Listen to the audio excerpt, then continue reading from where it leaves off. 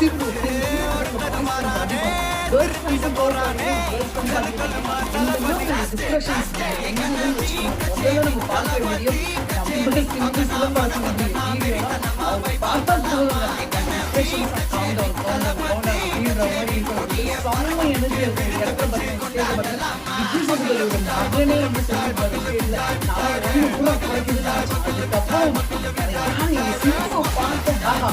இப்படி ஒரு விஷயம் இருக்கா, கஷ்டப்பட முடிச்சு அவ்வளோ ஒரு மோட்டிவேஷன் வந்து நாளைக்கு உடம்பு அப்படின்னு அவரும் சொல்லியிருப்பாரு.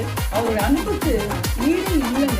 மனுஷனை தான் ரொம்ப நேசிப்பாடுலாம் கிடையாது, மிருகத்தையும் நேசிப்பார் அப்படின்னு தான் சொல்லுவாங்க. மிருகம் யாரு? சின்ன குட்டி நாய்க்கு வந்து காலம் ஃபுல்லா அது வாழ்கிற வரைக்கும் நான் உங்களுக்கு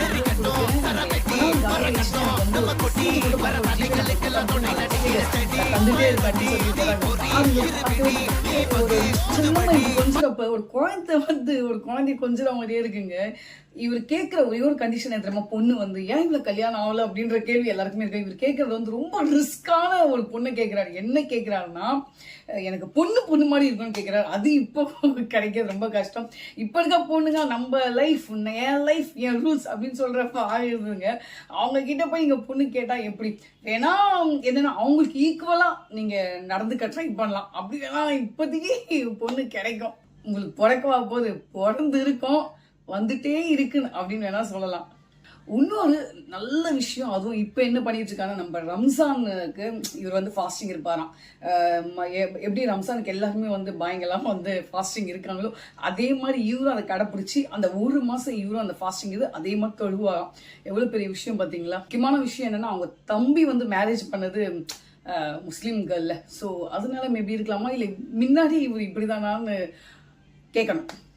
சிம்பு அவர்களுடைய அம்மா அப்பாவுடைய பெரிய கனவு அப்படின்னு பாத்தீங்கன்னா, அதோட அவங்க தங்கச்சியோட பெரிய கனவு அப்படின்னு பாத்தீங்கன்னா, ஏன்னா அவங்க தங்கச்சிக்கு ரொம்ப சிம்பு அவர்களை பிடிக்கும். ஸோ அவங்க கனவு என்னன்னா, நல்லபடியா என் பிள்ளைக்கு கல்யாணம் நடந்துட்டா போதும் அப்படின்னு சொல்லி பெரிய கனவு. அது சனி பயிற்சிலாம் வந்துச்சு. ஸோ நம்ம சிம்புக்கும் குரு பயிற்சி வந்துடும். கண்டிப்பா சிம்பு அவர்கள் இந்த வீடியோ ரீச் ஆகணும். உங்க மேரேஜுக்கு எங்களை கண்டிப்பா கூப்பிடணும். நன்றி.